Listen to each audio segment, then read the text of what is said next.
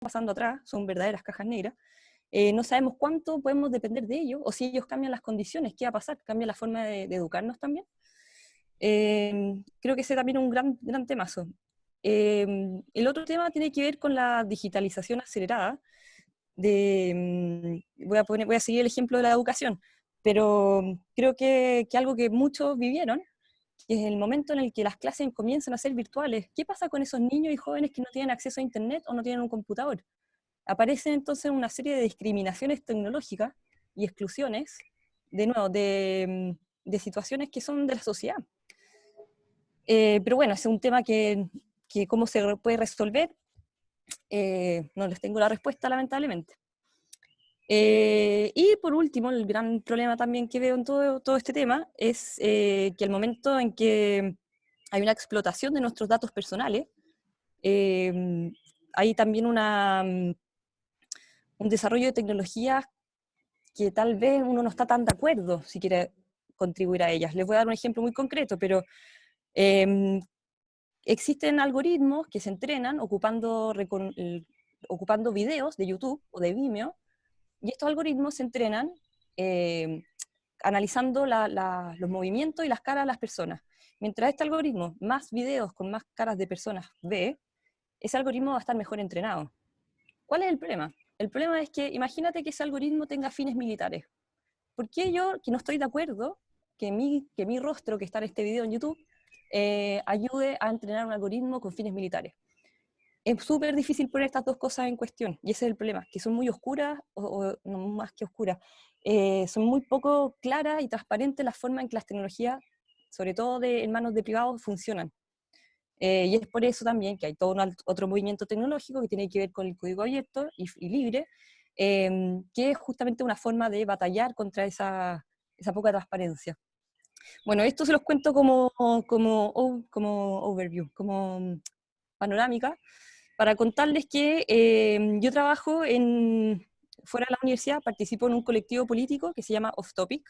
Lo pueden encontrar en el sitio de offtopiclab.org. Y es un colectivo político que desde el 2011 hace investigación desde abajo sobre distintos fenómenos de cómo cambia la ciudad. Y cuando nos pilló el tema del lockdown en Milán, y todos empezamos a experimentar de un día para otro toda esta digitalización acelerada, nos empezamos a preguntar, chuta, es importante que como personas no solamente seamos más críticas de la tecnología, pero que tengamos la posibilidad de elegirla.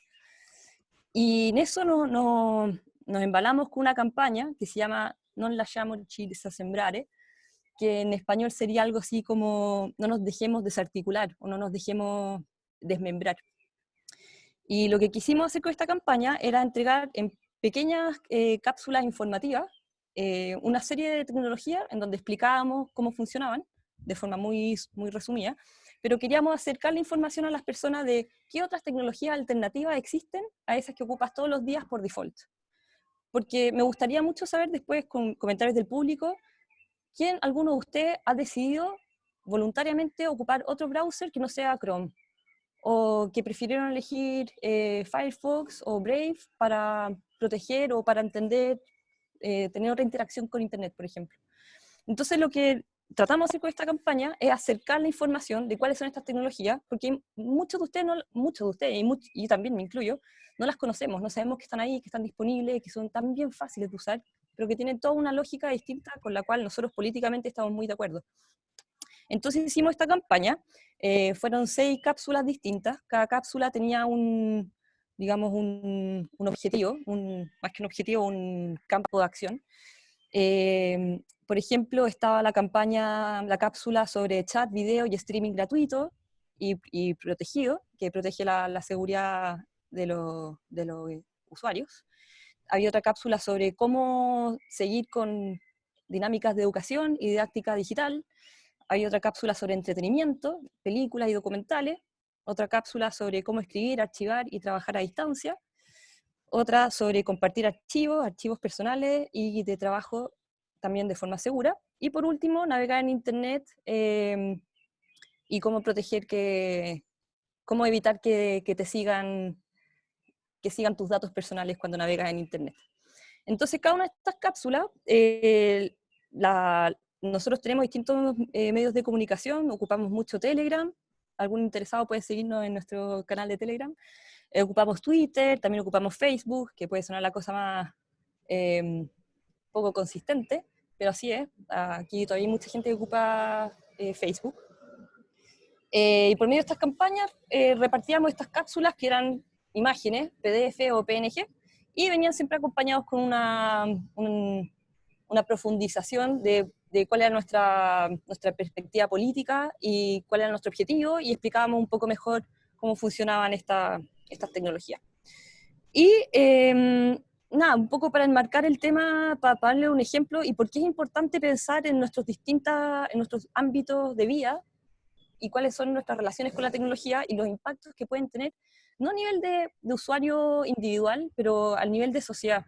Les voy a poner un ejemplo que estoy convencida que muchos de ustedes lo experimentan, pero cada vez que, por ejemplo, ocupamos Netflix o Spotify o algún otro tipo de tecnología que nos permite culturalmente enriquecernos, podemos ponerlo así, y viene la sugerencia de Netflix, ¿qué quieres ver? Y Netflix te lo sugiere. O Spotify te ayuda a descubrir la nueva música basada en tus gustos, basado en tu búsquedas precedentes. O si te gustó este video, YouTube te recomienda este otro. ¿Qué significa esta sugerencia? ¿Ya? Es súper interesante, uno dice, oh, wow, este algoritmo realmente me conoce o me están sugiriendo cosas increíbles, pero más allá de eso, ¿qué pasa cuando dejan de sugerirnos otras miradas? ¿Qué pasa cuando la parte cultural empieza a ser solamente una sugerencia que va conducida por intenciones de lucro? El caso de Spotify es alarmante, hay toda una investigación preciosa que hizo un grupo de investigación de Suecia, si no me equivoco, que en el fondo detectaron que Spotify está continuamente sugiriendo música en la que ellos mismos han participado como productores musicales. Entonces hay todo un tema de... Lo que les quiero poner como perspectiva es que cuando no somos críticos a la tecnología, no digo que Spotify sea el mal y que no lo puedan ocupar, todo lo contrario, pero si no somos críticos a esto, vamos a dejar de buscar otras cosas. Y la cultura se va a empezar a aplastar, va a ser una cosa absolutamente plana. Entonces, este es un solo ejemplo, y en el tema de educación también hay otros, y en el tema de cómo se comparten los archivos también. Hay una serie de dinámicas que si no empezamos a preguntarnos hoy día cómo funcionan, no podemos decidir. Y ese yo creo que el tema aquí. Eh, para resumir un poco y dejarle el espacio a Ricardo, lo que quisimos hacer con esta campaña está muy ligado a un tema que muchos académicos y teóricos están promoviendo, que tiene que ver con lo importante que es que hoy día como sociedad de datos, estamos finalmente en una sociedad de datos, esta ha sido una pandemia de los datos también, empecemos a invertir en educación digital, que no significa incluir una nueva materia en el colegio, no, pero cada uno, desde donde está parado, empezar a aprender qué significa la tecnología digital, empezar a entender y empezar también a relacionarse con algunos conceptos. Muchos de ustedes ya sabrán o han escuchado que son los cookies, pero cómo funcionan, cómo se relacionan con terceras partes, y así. Y finalmente, lo que quisimos hacer también con esta campaña, más allá del objetivo político, es que quisimos hablar de las tecnologías de una forma distinta, porque detrás de todo lo que les estoy contando hay todo un tema con el capitalismo, la vigilancia, con la monetarización de nuestras experiencias, de que cómo nosotros nos hemos convertido en moneda de cambio para Google y todas las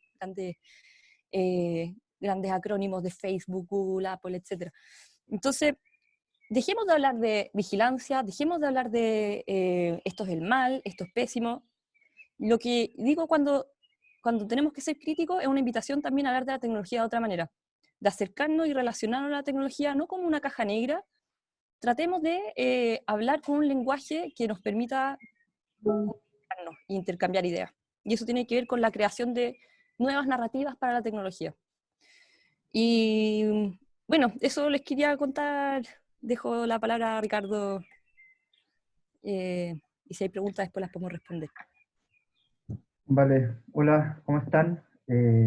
Bueno, gracias Manuela por oficiar de host. Gracias también a la Escuela de Diseño generar esta instancia de conversación. Espero que si tienen preguntas las van como generando, etcétera. Y gracias también a Ángeles por un pie inicial con bastantes temas. O sea, ya por lo que tú mencionas queda súper claro que este es un tema gigante, es un tema súper grande. Y coincido mucho con todo lo que estás hablando, en el sentido de que el tema, por ejemplo, tú hablaste del tema del usuario, el tema de las tecnologías que no son neutrales, y claro, las tecnologías no son neutrales. Se suele asumir que cuando se habla de tecnología, qué sé yo, es como algo que hacen los ingenieros, por ejemplo, lo hacen los físicos, los matemáticos. Ah, y como está hecho con números, entonces es objetivo, por ejemplo, hablando de las tecnologías digitales. Y no, no son neutrales, o sea, están hechas para un propósito, están hechas para algo, tienen un objetivo, etcétera. Y eso tiene un montón de implicancias. Entonces, partiendo con esa idea de que las tecnologías no son neutrales, ¿ya? También reforzar esta idea de que lo tecnológico no es solamente lo digital. Ya, tal vez nosotros ahora estamos invadidos por esta cultura que ya no es digital, es post-digital, ya se instaló, ya es parte de la vida diaria, ¿ya? Eh, y pensar desde la perspectiva tecnológica con esta distinción entre lo digital y lo no digital, pero también que ya está como conformando un continuo, porque ya es parte de nuestra vida, ya está en el día a día, etcétera. Pero a mí me gustaría justamente reforzar esa idea de que lo tecnológico es más que lo digital, ¿ya?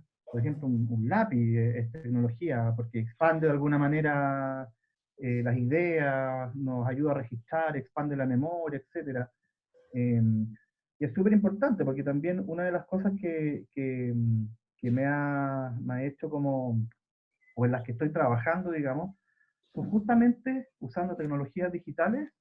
Me interesa, estoy explorando el campo de cómo emplear tecnologías que no son digitales. Por ejemplo, la conversación puede ser una tecnología, ¿ya? La democracia también es una tecnología de la organización social, o sea, es una manera que nosotros tenemos para organizarnos socialmente. Entonces, todas estas cosas que nosotros que Ángeles estaba mencionando súper bien, en el fondo son problemas que traen las tecnologías digitales, porque son súper aceleradas, porque hay una red donde un pequeño gesto en otro lado del mundo se puede multiplicar millones de veces, y porque estamos siendo constantemente tratados como, solamente como usuarios, ¿ya? Eh, Tiene un montón de consecuencias, y yo creo que tiene muchas consecuencias, no solamente a nivel tecnológico, digital, o en la vida diaria, en la relación con los aparatos, los dispositivos, etcétera, sino que también, y ahí yo creo que viene un tema que a mí me interesa mucho, y que yo creo que nosotros acá en Chile lo estamos viviendo mucho, es en la calidad de la democracia que estamos teniendo, ¿ya? Yo creo que eso es lo que está en juego. No está en juego el si sabemos ocupar mejor Gmail, mejor, qué sé yo, si sabemos programar, etcétera, o ocupamos Python para esto, para lo otro, sino que lo que está en juego también es la calidad misma de la democracia, ¿ya? Y cómo nos estamos relacionando socialmente con los otros, con las instituciones, etc. Yo desde hace bastantes años tengo un proyecto sobre la Constitución chilena de 1980, ¿ya?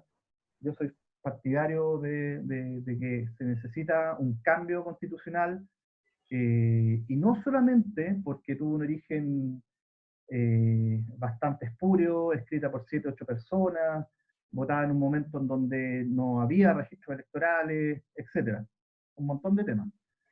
Sino que también creo que es necesario cambiarla porque han pasado 40 años, 30, no sé, 30 y tantos años, ¿ya? Porque después del año 89 se hicieron otras modificaciones, pactadas, etcétera. Pero han pasado todos estos años y en estos 20, 30 años ha cambiado todo. Entonces, una constitución que es una tecnología que nosotros ocupamos para tener un punto de referencia, para ver cómo nosotros nos relacionamos, ¿ya? Eh, Han pasado muchas cosas y se escribió en un momento donde todavía se sentía el influjo y todavía seguía el oleaje de la primera, segunda revolución industrial, ¿ya? Entonces son un tipo de textos que fueron creados bajo la maquinaria industrial, ¿ya? De la revolución industrial, pero ahora estamos viviendo en otro mundo, un mundo digital, ¿ya? donde la información ya no viaja con la materia. Cuando uno tiene un libro y lo manda por otro lado, la información llega donde llega la materia. Pero con el mundo digital, la información es energía, ¿ya? Entonces es un mundo totalmente diferente. Y en ese sentido, también creo que es necesario actualizar nuestras constituciones, nuestras maneras de relacionarnos, porque también son textos, y son textos que actúan como, podríamos decir, como programas, como software. En la Constitución dice lo que puedes y no puedes hacer, qué pasa si haces esto, si haces esto otro, qué se da en este caso, en este otro caso, etc. Podríamos pensar las constituciones como un software también, ¿ya? Entonces también aparecen estas tecnologías nuevas, digitales, que nos ayudan a entender otras cosas, ¿ya? Eh, entonces, para mí el tema de la Constitución y el tema de las democracias y la calidad de las democracias, etcétera, tiene también que ver con eso, cómo nosotros podemos generar mejores herramientas para generar una mejor democracia, ¿ya? Por un lado, el lado de las herramientas, pero por el lado de las discusiones de cómo queremos un futuro, también, desde mi perspectiva, hay un tema que nos invita a repensar la Constitución desde esa perspectiva. Por ejemplo, eh, ¿cómo se van a garantizar en las legislaciones o en las constituciones el tema de los neuroderechos? ¿Ya? Ahora está lleno de dispositivos que leen las ondas cerebrales, etcétera, y ya va a faltar poco para que te lean las ondas cerebrales y vaya a una base de datos de Google Brain, qué sé yo. Sí, pues si Facebook ya está ocupando el Emotions Recognition para venderte más cosas. Claro. Entonces, ¿qué pasa, por ejemplo, con el tema de los neuroderechos? ¿Ya? O con el tema de los datos, ¿ya? El tema de los derechos digitales, ¿ya? Esas cosas, esos temas y muchos otros, es un tema gigante, que vienen de los desarrollos tecnológicos, debiesen estar considerados, o al menos debiesen estar en debate, ¿ya? Mm. Entonces, al menos con la plataforma que yo después les voy a dejar unos links por ahí en el chat, eh, yo creo que es momento de sentarse a conversar seriamente sobre estos temas, ¿ya? Porque también la tecnología nos ofreció las tecnologías digitales de principios de los 90, etcétera, con estos hippies de California que veían en Internet una promesa de integración horizontal, todos vamos a ser hermanos, porque todos nos vamos a comunicar, todos vamos a compartir información, yo voy a poder hablar con alguien que está en Rusia, en China, en Japón, quizás dónde. Pero lo que hemos visto es que también la red, Internet y la web se han vuelto un terreno que ha sido bastante apropiado, ¿ya? Pasó un fenómeno, está pasando un fenómeno similar al que pasó con la radio y el cine, ¿ya? En los años 20, 30 también se tenía mucha esperanza en el cine, la radio, que iban a hacer cosas que, dispositivos tecnológicos que nos iban a ayudar, íbamos a poder aprender, y eran herramientas de aprendizaje, etcétera, y poco a poco fueron apropiadas, cerradas, cercadas, ¿ya? Y está pasando lo mismo con Internet. Y por eso lo que estaba planteando Ángeles, por el tema de saber ocupar ciertas herramientas, también es súper importante. Hay un movimiento súper importante a nivel mundial del tema del open source, el open data, el open access, el open hardware. Hay un montón de movimientos que justamente se basan en cierto tipo de conceptos. Y lo importante ahí no es la tecnología con qué está programado, etcétera, sino que se basan en conceptos, en ideas, ¿ya? En ideas sobre compartir, en ideas sobre que los dispositivos tienen que estar abiertos, etcétera.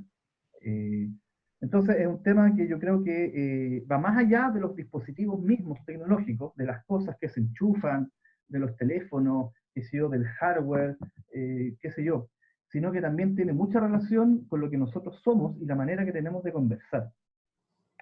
Tiene muchos peligros, ¿ya? Y de a poco nos hemos dado cuenta de este tema, de que las herramientas tecnológicas digitales, estas plataformas gigantescas, traen muchas oportunidades, pero también traen muchos problemas, ¿ya? Y yo creo que el principal problema es justamente es cómo impactan en la calidad de nuestras democracias. O sea, hace poco hubo un problema grave con este tema de Cambridge Analytica, ¿ya? De hecho, David Carroll, este profesor de Parsons, que estuvo acá en Chile y que aparece en este documental de Netflix, Nada es privado, que si no lo han visto, denle una mirada, eh, alertaba de este tema, de cómo una empresa privada, ¿ya?, puede impactar en las elecciones de otro país, ¿ya? Eh, hace poco, hace una semana, un par de semanas, no sé, también hemos tenido acá en Chile el caso de interferencia, ¿ya? Por el tema de estos datos del coronavirus que estaban mapeados, georreferenciados, etcétera, y los publicaron, ¿ya? Hay un problema grave también de seguridad, de privacidad, porque puede generar estigmas en algunas personas, ¿ya? Entonces el tema también se expresa, yo creo, tecnológicamente, pero yo creo que es un problema en el fondo en quién tiene el control de las tecnologías, ¿ya? Y ahí haciendo un link con el tema del futuro, yo creo que nosotros ahora tenemos que generar este tipo de conversaciones, y bastante serias y constantes, ¿ya? Sobre cómo nosotros vamos a ver este futuro, cómo queremos vivir el futuro, porque el futuro ya no es en 50 años, 60 años, 70 años, el futuro también se aceleró, el presente es súper acelerado, ¿ya? Entonces también hay un cambio de ritmo, entonces el futuro es en 5 años, no en 20 años, 30 años, es en 5 años, ¿ya? Lo que estemos haciendo ahora va a impactar en 5 años. Aparece otro tema que también abre otro horizonte de temas a discutir, que es el asunto de la inteligencia artificial. O sea, en 5 años la inteligencia artificial ha dado unos saltos increíbles, ¿ya? Entonces, ¿cómo nos enfrentamos a esos temas? Es muy importante y sobre todo, y recalcando ese tema, y como para empezar a cerrar un poquito, el tema de las tecnologías de la democracia, las tecnologías que nosotros usamos para conversar, para discutir, para tomar decisiones, ¿ya? Y cómo esas tecnologías quedan fijadas, ¿ya? Y ahí vuelvo al caso particular de mi proyecto de la Constitución, que no estoy tratando de hacer con este proyecto C80.0 una apología a la Constitución del 80, sino que, oye, ¿cómo queremos cambiar algo si no sabemos lo que dice? ¿Ya? Eh, entonces, el tema también de la educación es súper importante en este contexto. Más o menos lo mismo que comentaba Ángeles, ¿ya? Eh, pero una educación no solamente a, qué sé yo, saber programar en Python o saber de inteligencia artificial, que está bien, ¿ya? Sino que entender cuáles son las implicancias de estos temas en nuestra vida, para nuestros hijos, para nuestro entorno, ¿ya? Comprender que sobre todo no somos solamente usuarios, tenemos que ser más que usuarios, tenemos que ser usuarios conscientes, ¿ya? Porque somos personas. Para la empresa somos usuarios, los que usan esto, etcétera, en fin, pero somos mucho más que eso, ¿ya? Somos individuos, somos personas en una sociedad, en un contexto que tenemos, qué sé yo, imaginación, tenemos deseos, tenemos aspiraciones, ¿ya? Entonces a lo mejor también justamente hay que subvertir este tema instalado de que solo somos usuarios, ¿ya? Y ahí también la invitación es justamente a buscar y ocupar otro tipo de herramientas, ¿ya? Hay otro tipo de buscadores que no te rastrean los datos, no te los guardan, ¿ya? Hay otro tipo de herramientas, hay otro tipo de correos, hay un montón de herramientas, ¿ya? Ahí les podemos ir dejando algunos links, etcétera, pero yo creo que el tema es justamente eso, y para redondear y ir cerrando un poquito, es que las tecnologías son más que lo digital, ¿ya? Que se necesita urgentemente una educación tecnológica, que no solamente aprender a programar y a ser mejores usuarios, sino que tener conciencia de la ética y de los problemas que estas cosas implican. Eh, y yo creo que otro tema importante que también aparece acá es el de la transdisciplina, ¿ya? El valor de que un mismo problema sea observado por diferentes miradas, ¿ya? Eh, Porque de alguna manera el mundo está siendo configurado ahora desde la ingeniería, ¿ya? Son las ingenierías las que están constituyendo un mundo, ¿ya? Pero a lo mejor en ese espacio se necesita que se integren las humanidades, la filosofía, etcétera. Entonces, también es un espacio para la valoración de la transdisciplina para abordar y reconocer todos estos problemas, ¿ya? Eso por ahora. Puedo sumar una cosa que dijiste, Ricardo, encuentro importantísimo, que no sé si todos los que nos escuchan son estudiantes o diseñadores, pero en el último punto que tocaste, nosotros como diseñadores tenemos un rol muy grande. No sé, tal vez muchos el día de mañana van a estar desarrollando aplicaciones, van a estar desarrollando las interfaces tecnológicas con las que las personas se relacionan en el mundo. Y ahí, heavy, pues no sé, yo creo que hay un tema con la ética que como diseñadores tenemos que asumir de forma integral. No sé, les voy a dar un ejemplo, pero estuve escuchando hace unos meses atrás, antes de la cuarentena, tengo esta amiga que estaba lanzando el libro del Service Design Tools, la Roberta Tassi, y parte del trabajo de investigación que han llevado adelante es que se han dado cuenta que hoy día no podemos seguir diseñando aplicaciones para un utente. Porque si una aplicación para hacer fitness te pide que hagáis fitness media hora y después comas una manzana, y después la aplicación de Amazon te dice que tienes que hacer esto y esto otro, están todas las aplicaciones pensando en un utente, pero ese utente tiene múltiples dimensiones, y parte de esas dimensiones es la sociedad. Suena muy abstracto todo esto, pero lo que les quiero decir es que es hora que empecemos a, como diseñadores también, asumir una posición un poco más crítica, más ética, de ser más consciente de la repercusión de nuestro trabajo, y sobre todo porque sé que muchos estudiantes están entrando en ese mundo del web, del app, del augmented reality, qué sé yo, pero chuta, no nos dejemos engatusar solamente por lo magnífico o todas las cosas que se pueden hacer, pero tratemos de pensar también en el impacto para la sociedad, no para el símbolo, para el único usuario. Oye, gracias Ángeles y Ricardo, creo que han tocado temas súper relevantes de pensar hoy día, muchos temas complejos, creo que nos abarcaron así un abanico gigante. No están las preguntas, pero me gustaría dejar espacio a algunas preguntas que tienen desde los asistentes. Aquí hay una que voy a leer de Cristóbal Edwards, y para los que también quieran ir animándose, escríbanlas por acá y vamos a intentar ir respondiéndolas de a poco. Cristóbal dice que, bueno, gracias por las presentaciones, y dice que en Chile tenemos un gran desafío al considerar la relación entre el uso de datos digitales y el tipo de democracias que queremos. El RUT, el comercio, las instituciones públicas, incluso algunas grandes ONG acostumbran pedir a las personas el número del RUT. Con ese número ellos pueden conocer lo siguiente de nosotros: nombre completo, lugar, etc. Lugar de nacimiento, historial de estado, historia de compra, información financiera, propiedades, todo lo que en el fondo está asociado a ese RUT. Y según la ley solo es obligatorio darlo a la policía, porque existe la ley de control de identidad. Los organismos del Estado y las empresas con los actuales se tiene un contrato como bancos. Que, o sea, gran pregunta, y probablemente estamos muy al debe con esa regulación, pero quiero saber en el fondo qué contestan nuestros panelistas.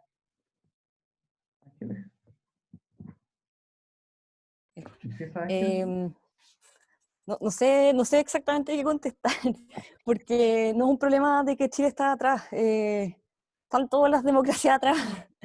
No sé, pues para dar un ejemplo, que es muy bonito, Italia es de los países más burocráticos que existen sobre la faz de la Tierra. Todavía se mandan trámites por fax, y esto me lo dijo el juez Salat hace muchos años atrás, pero sigue siendo así. Pero el gobierno en Italia está llevando un proceso de modernización del Estado bien fuerte, y desarrollaron una app que concentra todos los trámites que una persona puede hacer a través de esta app. Entonces, por un lado, es un gran paso para dejar de seguir siendo un Estado burocrático, para hacer las cosas más eficientes, etc. Pero lo que les quiero decir con eso es que ese progreso, eso que llaman progreso, también tiene el tema de que nada, pues, finalmente hay una estructura que está recolectando todos tus datos, todas tus acciones legales en un mismo punto. Y ahí es súper fácil sumar los puntos y saber exactamente quién eres y todo el tema. Lo que quiero decirle es que no es solamente el tema del root tampoco, es el IP de tu computador, es el GPS de tu teléfono, como que al final creo que Chile no está solamente atrás, está todo el mundo bastante atrás. Creo que son pocos los países que están haciendo cosas bien novedosas en términos de protección de los datos personales. Y la verdad es que no tengo una respuesta para Cristóbal. Muchos saludos a Cristóbal. Pero más que nada decirle que creo que es una condición bastante que está asentada en distintas regiones del mundo. Que, bueno, distintas regiones del mundo también lo están llevando a cabo de formas distintas, casos extremos como China, Rusia, etcétera, pero, en fin. Sí, yo tampoco tengo como una respuesta al tema, pero sí me hace reflexionar desde la perspectiva de que de nuevo hay una especie de desfase, o aparece, se hace evidente un desfase entre nuestras capacidades tecnológicas, que van súper rápido, y las maneras que tenemos de entenderla, que van más lento. Nuestra legislación, nuestras costumbres, es como, es como este desfase entre la infraestructura tecnológica y la superestructura que son los conceptos y las maneras que tenemos de organizarnos. ¿Ya? Hay un desfase y la tecnología y la infraestructura tecnológica va súper rápido, ¿ya? Y no lo entendemos. ¿Ya? Y impacta justamente, impacta la manera en que tenemos de entender los derechos, ¿ya? Los derechos de las personas, las legislaciones, las costumbres, la religión. Impacta todo eso que va más lento porque requiere conversar, requiere tener acuerdos, o sea, si nos ha costado todos estos años ponernos de acuerdo para ver si necesitamos o no necesitamos una nueva constitución y se necesita que todo un país se levante, ¿ya? Entonces ponernos de acuerdo para las legislaciones, para las maneras que tenemos de entender el mundo es súper complejo y es súper largo. Qué sé yo, proyectos de ley que se demoran no sé cuántos años en el Congreso, ¿ya? Y así. Eh, entonces, tienen ritmos diferentes, y eso yo creo que es súper, súper grave, ¿ya? Estas diferentes velocidades entre la super velocidad de las tecnologías digitales y la inteligencia artificial y todas estas cosas, versus la velocidad que tienen nuestras maneras de relacionarnos cívicamente. Si el gran problema es eso, ¿ya? Todas estas empresas grandes hacen lo que quieren porque nosotros como ciudadanos no hemos tenido la capacidad de ponernos de acuerdo, o no hemos podido, o no tenemos los instrumentos, o no nos dejan, o estamos preocupados de estas cosas, pero no hemos podido ponernos de acuerdo para decir, oye, un momentito, aquí pasa esto, ojo con eso, no quiero que ocupen mis datos aquí y allá. ¿Ya? Entonces, de nuevo insisto en ese punto, en este desfase, hay un desfase entre la manera que tenemos de organizarnos y la tecnología, y nos cuesta mucho ponernos de acuerdo. ¿Ya? Y eso aún es más grave porque nuestras estructuras jurídicas, legales, qué sé yo, están basadas están hechas en la modernidad, donde los países tienen fronteras. Este es Chile, este es Brasil, este es Perú, qué sé yo. Y dentro de esos países, de esos contextos, de esos entornos, se generan leyes que tienen fronteras. ¿Ya? Tú cruzas la frontera y es otra ley. Pero las empresas y los datos no tienen ese problema. Entonces, Google y todas estas empresas, Facebook, no tienen fronteras, los datos no tienen fronteras. Entonces, estamos enfrentando a otro problema también, que es justamente este desfase que quería mencionar. Entonces, el problema de los datos que menciona acá Cristóbal, claro, es súper real, pero la manera que tenemos de responder está súper desfasada. ¿Ya? Y también coincido con Ángel, tampoco tengo una respuesta porque es muy complejo. ¿Ya? Y más encima tenemos una calidad de los actores políticos que es muy deficiente. ¿Ya? Entonces, nosotros hemos durante toda esta modernidad, cuando aparecen los estados-nación y aparece la necesidad de tener representantes, ¿ya? Representantes, no está funcionando. El entorno mismo ha cambiado. Entonces, por eso es necesario una nueva mirada, y por eso la educación tecnológica, la educación digital es súper importante. Entender que no son solamente herramientas que me sirven para el correo, o para no sé qué cosa, o para pagar mejor las cuentas del mes. No es solamente eso, es mucho más profundo. ¿Ya? Pero tampoco tengo respuesta. Espérate, que te quería sumar una cosa. Es que igual cada vez que uno está aceptando una condición, un terms of condition, o qué sé yo, o estás accediendo a Just Eat con tu cuenta de Facebook, les juro que eso es casi que más, entrega más datos de ti que si entregáis el root a un carabinero, les juro. Poco quería hacer esa analogía porque, de nuevo, no es solamente un punto de entrada de información de ti, son todos los que se conectan. Eso. Oye, aquí van llegando otras preguntas. Dice, específicamente para los diseñadores, ¿cuál debiese ser el rol de el diseñador dentro de la ciudadanía en el debate en torno a una nueva constitución? Si este solo se remite a las tecnologías, como al desarrollo de herramientas tecnológicas, no sé, herramientas educacionales para y con la gente u otro. ¿Qué creen ustedes, en el fondo específicamente, bueno, a raíz de la experiencia que nos cuenta Ricardo?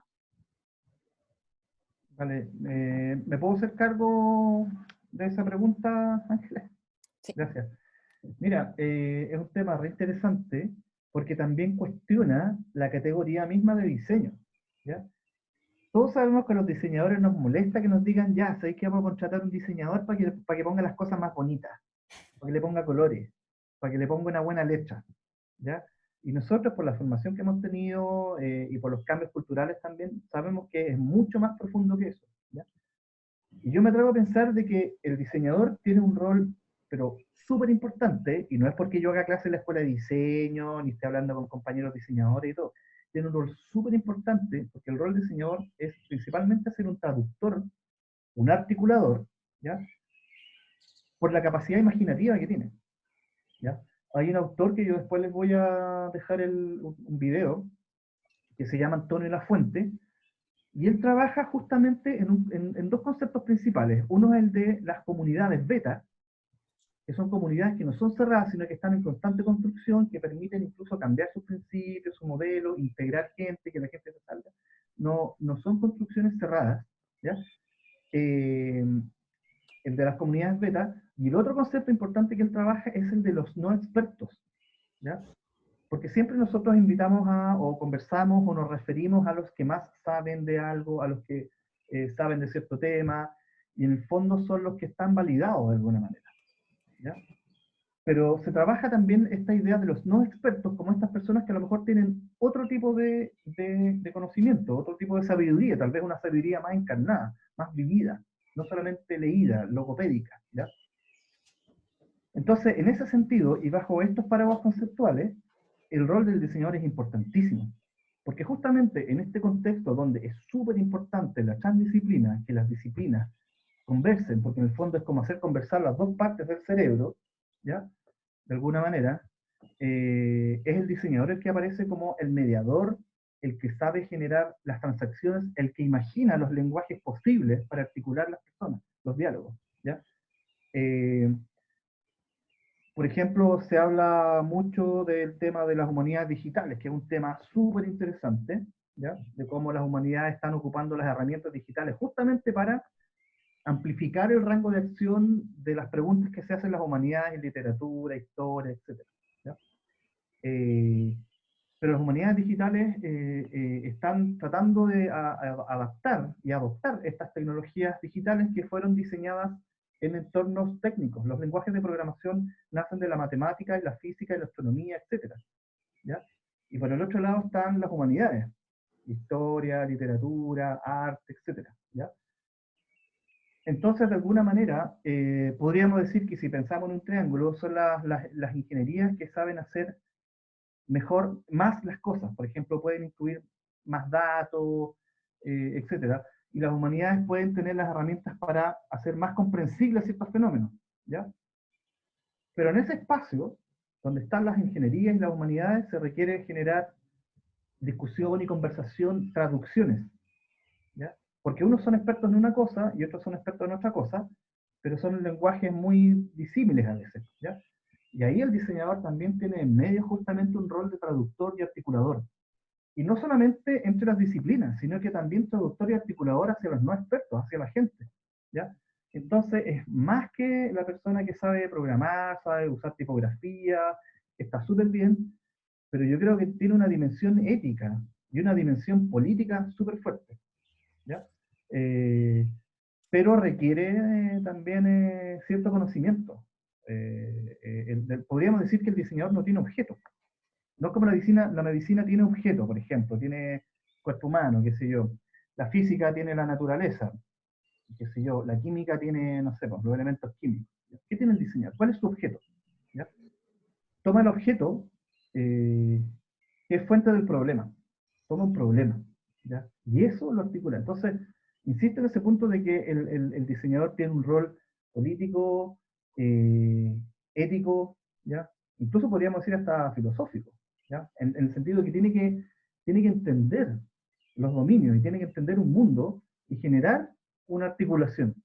Entonces, yo le tengo harta fe al diseño porque puede tener mucho trabajo de aquí en adelante, y no me refiero a pega, como a salir a buscar pega en diseño, sino que tiene un rol súper importante que yo creo que va a ser mucho más grande de que un tiempo más. Pero sí, el diseñador y las escuelas tienen que estar preparadas para eso, ¿ya?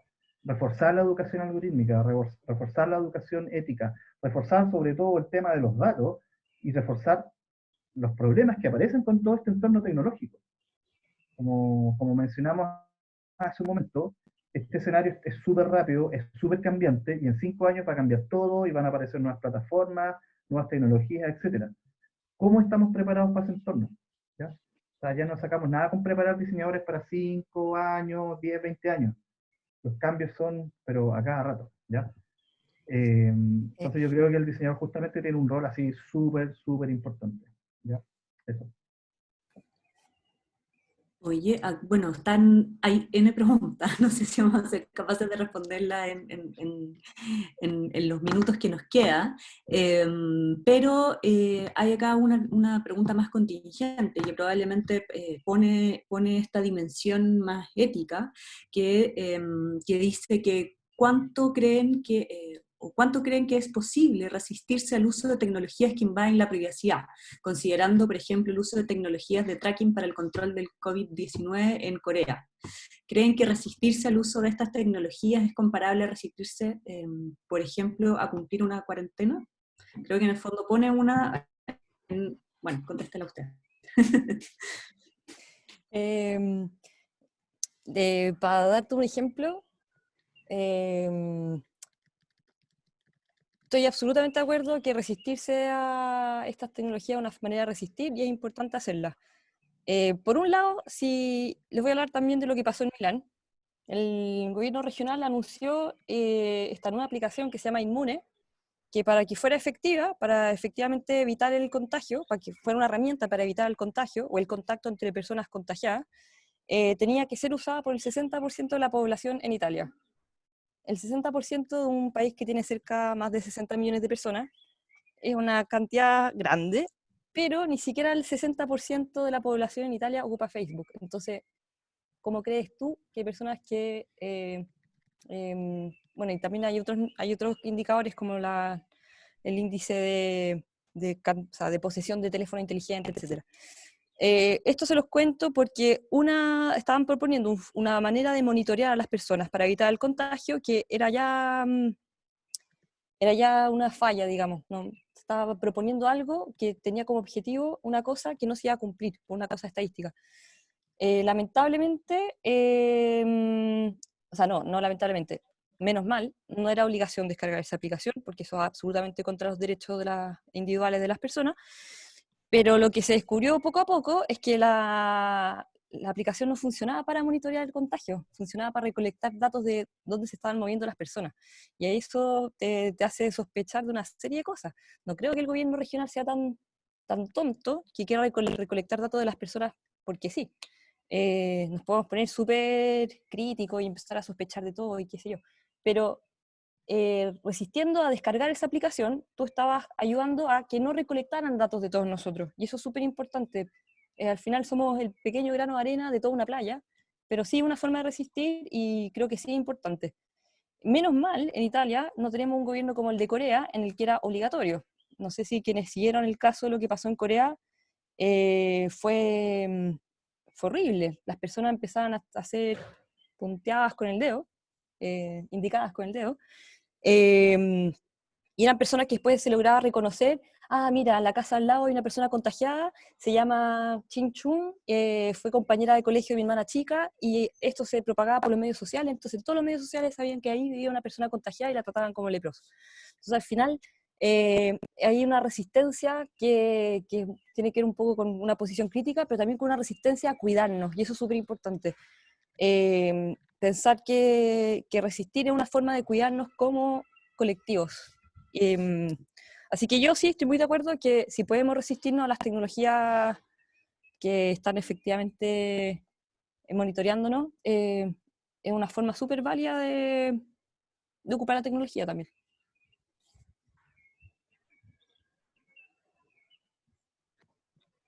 Sí. Sí, bueno, hay varias estrategias para hacer esta especie de resistencia. Eh, Acá por aquí preguntan también sobre el tema de los VPN, encriptación, uso de otras plataformas. Claro, hay muchas opciones, ¿ya? Entonces, claro, justamente eso también requiere cierta educación digital, digamos, más que solamente tecnológica, sino que requiere ver que hay otras herramientas y por supuesto hay un costo de instalarlas, aprender a ocuparlas, pero que también requiere trabajo, si al final es eso, no requiere dejar tal vez de usar ciertas plataformas y ocupar otras y hacer un cambio, pero al final es como cambio de vida también. Tener una actitud ética cuesta pega también, o sea, tomar una decisión sobre cómo uno quiere vivir es harta pega. Y eso incluye también, qué sé yo, el tema de qué herramientas nosotros vamos a ocupar. ¿Ya? Eh, entonces no es menor. ¿Ya? Eso. Oye, Por si acaso yo estaba mandando, bueno, perdón, estaba mandando algunos links de transdisciplinas y cosas ahí, así que me suman las cosas que estaba mandando también Ángeles para que después las echen una mirada y las puedan leer. yo les quería proponer, ya que hay varios links dando vueltas y hay también otra gente preguntando por más bibliografía al respecto, les propongo que después de este conversatorio podamos ordenar un documento que compartamos a través de las redes de la escuela. Para Un pad. que, ¿ah? Un pad, hablando de tecnología. Hablando claro, hagamos un documento, un pad, que podamos compartir, porque creo que acá hay varias cosas que se han mencionado, ¿no es cierto? Y una de ellas, yo creo que la más importante y por lo por donde podemos partir como diseñadores es siendo más conscientes del uso de estas tecnologías y cuál es el impacto que tienen. Por lo tanto, creo que si podemos sacar algo de esta conversación es compartir esa literatura. Hay muchos grupos trabajando, pensando sobre este tema y que probablemente, o sea, no es una conversación que se agote acá, ni mucho menos, sino que al contrario, la abrimos y creo que deberíamos de generar y empezar a abrir y contarnos a través de estos, no sé, hay videos, hay distintas iniciativas, acá también hay algunos links a unos papers más académicos. Así, creo que en el fondo, si nos empezamos a hacer cargo,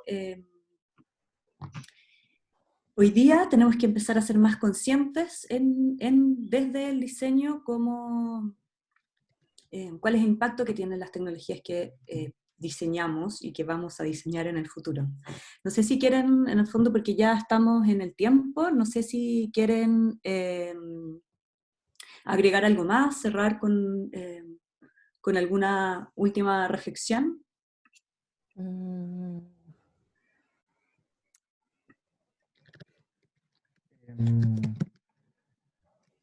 Sí, tal vez decir que este es un camino como largo, pero hay que empezar y reforzar tal vez esa idea de la transdisciplina, de tal vez meterse en territorios que uno nunca se ha metido y sobre todo no tenerle miedo. ¿Ya? También un tema, al menos en la escuela de diseño y también en la escuela de ingeniería, es justamente mirar qué se está haciendo al otro lado. En la escuela de diseño, mi tema es justamente enseñar a los estudiantes temas de programación, temas de datos, cosas así, pero no solamente desde una perspectiva funcional de saber hacer las cosas, sino que de también comprender cuáles son las dimensiones éticas y sociales, qué sé yo, y paradigmáticas que ofrecen, ¿ya? Y en la escuela de ingeniería es como al revés. En la escuela de ingeniería yo enseño temas relacionados con diseño, con entender al usuario, de que tal vez no todo es, qué sé yo, el programa o la máquina, sino que esto vive en un contexto y va a afectar a personas, etc. ¿Ya? No es que tal vez de un lado o del otro sepan una cosa o no la sepan, sino que tal vez nosotros como diseñadores justamente tenemos las herramientas, un montón de herramientas súper importantes para actuar en el mundo, ¿ya? Yo me acuerdo me viene a la memoria una estudiante de ahora de título, que me decía, pucha, ¿qué puedo hacer yo si no sé programar? Yo soy diseñadora. Decía algo así como, yo soy diseñadora nomás, ¿ya? No sé programar, no sé hacer esto, pero ¿qué haces tú? Pucha, yo, no sé, sé escoger bien los colores, sé cómo contar cosas y todo el tema. Oye, pero eso es un tremendo potencial, porque muchas veces una diferencia que yo he detectado es que hay cosas que se estudian y se aprenden, ¿ya? Uno se lee un libro y se lo aprende. Pero hay otras cosas que uno incorpora incluso físicamente y quedan automatizadas. El hecho de configurar, el hecho de entender que uno tiene que entender un usuario, de que uno tiene que analizar un contexto, son cosas que uno en diseño las incorporamos y aparecen de manera natural, ¿ya? Y ese tipo de entrenamiento yo creo que es súper importante y es un valor súper grande en los diseñadores, ¿ya? Pero sí lo que creo también es que debiésemos ser capaces nosotros como profesores, ¿ya? De justamente dar esta otra contraparte del tema digital, el tema de programación, que son herramientas, vistas como herramientas, nos sirven de alguna manera, pero también alertar de cuáles son estas otras cosas que traen consigo las tecnologías, digamos. Eh, yo creo que eso, para cerrar por mi parte, el valor de la acción disciplina, que las tecnologías no son neutras, ¿ya? Que hay un tema ético y sobre todo que hay un impacto en la manera en que vivimos, pero sobre todo en la calidad de la democracia que nosotros tenemos, que hasta el momento es la tecnología de organización social que más nos ha funcionado, ¿ya? Eso solamente. Mm. Yo, para cerrar, dos cosas muy cortitas. La primera es que me encantó este conversatorio, gracias por la invitación, y quiero como destacar muy bien que creo que hay que cambiar también la idea de que no son tecnologías del futuro, son tecnologías del presente. O sea, creo que alguien lo comentó también dentro de las preguntas. eh, Estamos en un momento del mundo en el que no sé si podemos darnos el lujo de preocuparnos de lo que va a pasar en 100 años más, quizás. Tenemos que empezar a preocuparnos ya y actuar hoy día. No lo digo de una manera que quiero dar susto ni mucho menos, pero creo que es importante que hoy día pensemos en el presente. Y en ese sentido creo que, de nuevo, eh, la pandemia, la distancia social, la cuarentena, de alguna forma desarticulan, desmiembran de alguna manera no solamente el funcionar de la normalidad, desarticula sobre todo el modo en que nos relacionamos como sociedad.